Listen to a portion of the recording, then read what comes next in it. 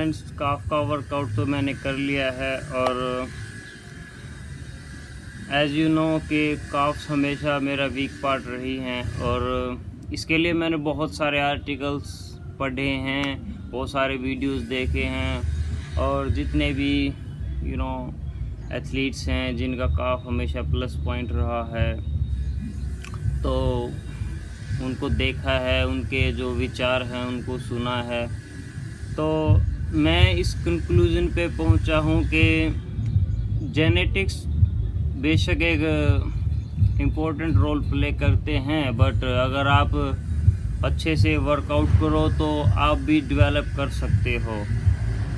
मैंने अपनी काफ इसलिए डेवलप नहीं की, मतलब या कर नहीं पाया, क्योंकि स्टार्टिंग में जब मैंने बॉडी बिल्डिंग की तो मुझे पता ही नहीं था कि ये काफ भी कोई इम्पोर्टेंट रोल प्ले करती है आपकी ओवरऑल एस्थेटिक्स में। मुझे बहुत लेट रियलाइज़ हुआ। ओके, तब तक मैं ऑलमोस्ट बॉडी बिल्डिंग छोड़ ही चुका था, बट फिर भी काफ के प्रति मेरा एक ऑब्सेशन तो है, तो इसलिए मैं रिसर्च भी करता रहा।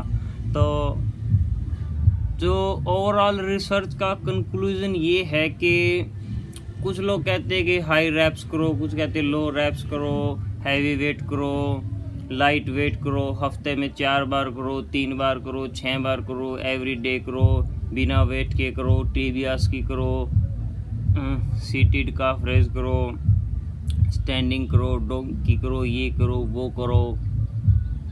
एक्चुअली में वो सब अपनी जगह सही है और सब अपनी जगह गलत भी है। करने का सही तरीका ये होना चाहिए कि आप अपनी काफ को अच्छे से क्रश करो।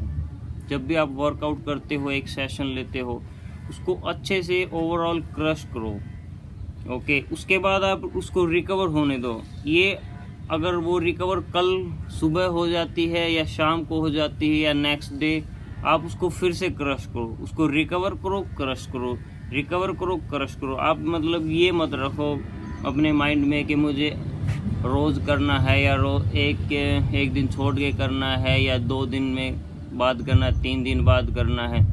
आप उसको ना, उसका जो पैमाना है उसको आप रिकवरी रखो कि मुझे रिकवरी होते ही इनको फिर क्रश करना है।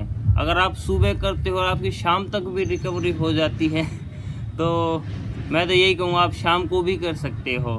और काफ में सेकंड चीज़ ये है कि जब भी आप वर्कआउट करने जाते हो लेग्स के, तो लेग्स में आप क्वाड्स की एक्सरसाइज करते हो, हैमस्ट्रिंग्स करते हो, सब कुछ करने के बाद लास्ट में आप काफ पे आते हो।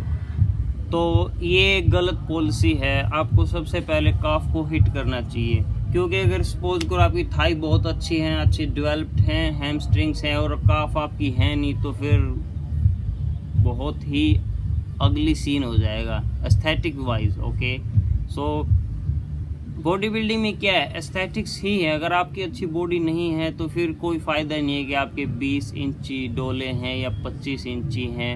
ओके, सो ओवरऑल हर पार्ट एक प्रोपोर्शन वाइज डेवलप्ड होना चाहिए, तभी उसका फ़ायदा है, अदरवाइज तो कोई फ़ायदा है ही नहीं। सो हाँ, यही है कि आप उनको रिकवर करो, अच्छे से ट्रेन करो। और ट्रेनिंग में मतलब स्टैंडिंग काफ रेज, सीटेड काफ रेज, टीबिया, सब कुछ करो। ओके, उनको एक पूरा मौका दो, हर जो काफ में जो अलग अलग पार्ट्स होते हैं, और फिर आप मुझे अपना रिज़ल्ट बताना कैसा रहा। और हाँ, गुड प्रोटीन खाते रहो और अच्छे से एक्सरसाइज करते रहो। बाकी बातें बाद में करेंगे, ठीक है, बाय। सॉरी गाइस, मैं काफ ट्रेनिंग का सेकंड प्रिंसिपल तो बताना भूल ही गया। सेकंड प्रिंसिपल में क्या होता है कि आप अपनी ना इंटेंसिटी को मेंटेन करें। इंटेंसिटी को मेंटेन ऐसे करेंगे जैसे आप बहुत हैवी वेट कर रहे हो काफ में और आप करते जा रहे हो, एक टाइम पे काफ आपकी रिस्पॉन्ड करना बंद कर देगी, क्योंकि काफ बहुत ही ज़्यादा स्टबर्न मसल है, एक ढीठ मसल है। तो उसके लिए आप क्या करोगे, आप एकदम हाई रैप्स लो वेट पे आ जाओगे, फिर उसके बाद वो फिर कुछ टाइम बाद फिर रिस्पॉन्ड करना बंद कर देगी। अब आप हाई वेट भी अब आप हाई रैप्स भी कर रहे हो, लो रैप्स भी कर रहे हो, हाई वेट भी कर रहे हो, लो वेट भी कर रहे हो, फिर भी वो उसमें वो इंटेंसिटी नहीं आ पाएगी कुछ टाइम बाद, क्योंकि काफ को एहसास हो जाता है कि अब ये अच्छा ये करेगा, अब ये करेगा।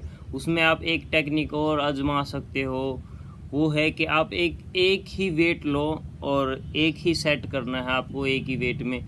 वो वेट ऐसा लो कि आप 10 रैप्स कर सकते हो, ओके। फिर उसको आप 25 रैप्स तक करो, किसी भी तरीके से करो, यानी एक सेट सेम एक ही वेट है और उसको आप बिल्कुल फेलियर तक लेके जाओ, ओके। सो ये मतलब आप कुछ अपनी क्रिएटिविटी भी कर सकते हो, बट कहने का मतलब ये है कि आपको इंटेंसिटी को भी मेंटेन करना है। रिकवर करो, क्रश करो और फिर से रिपीट करो, बट इंटेंसिटी को भी मेंटेन करते रहना। अगर काफ वर्कआउट में अगर इंटेंसिटी आपकी मिस है तो फिर वो रिजल्ट नहीं आएगा, ओके। सो या, थैंक यू।